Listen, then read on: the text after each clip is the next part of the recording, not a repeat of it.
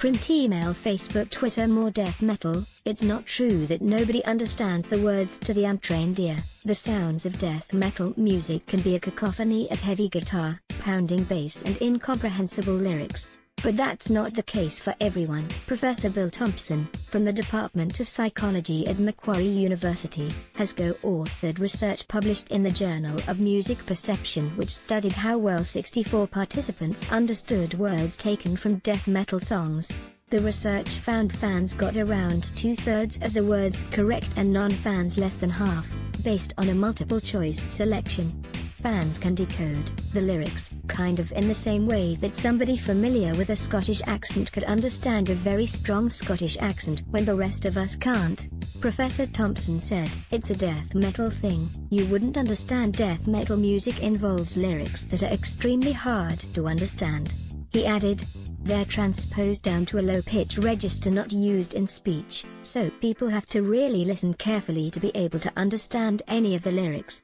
The study found there was a real advantage for two groups of people: death metal fans, and musicians generally, regardless of whether they were fans or not. So, fans have this music-specific expertise at being able to comprehend these highly distorted lyrics.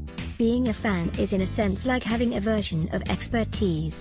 It's almost like a proxy for a form of musical training. The study subjects, fans and non-fans alike, were asked to listen to isolated words, so they weren't able to piece together meaning from a sentence where the sense was gleaned from the context. And the researchers took other precautions, too. "We made sure the death metal fans were not familiar with those particular songs, and we extracted them in a way that they had no idea what those words were," Professor Thompson said. "We also balanced words that were kind of aggressive and likely to occur in a death metal song with lyrics that were kind of neutral, not particularly aggressive or violent words." Fans were able to understand about 2/3 of the words they were asked to listen to. "This," said Professor Thompson, "is not much different to normal conversational comprehension, where we fill in the blanks of words we don't hear or understand by using context to guide us." Non-fans understood less than half. Does listening to death metal lead to real-life violence?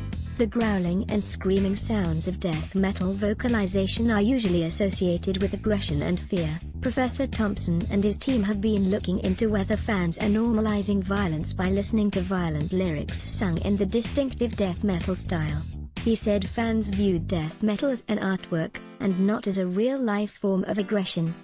The aggressive violent lyrics is one way for death metal music to generate a very coherent community. A kind of in-group of people who understand and get it, he explained. Non-fans are repelled by the music and the imagery, says Professor Thompson, and that helps draw a sharp boundary between the in-group and out-group.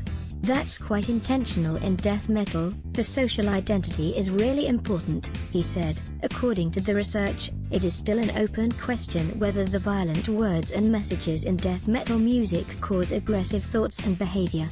What we're finding is that fans are not so much desensitized as actually people who are drawn towards, or gravitate towards, violent themes, or dark themes, in artworks. And we're not sure why that might be, but we can't say that they necessarily are desensitized to violence in the real world. It's just that they seem to be curious about dark themes. And for the record, in the audio at the top of the article, the first word is being and the second is crushing. Media player, space to play, M to mute, left and right to seek. 00:0006:03, 00:0006:03. Print, email, Facebook, Twitter.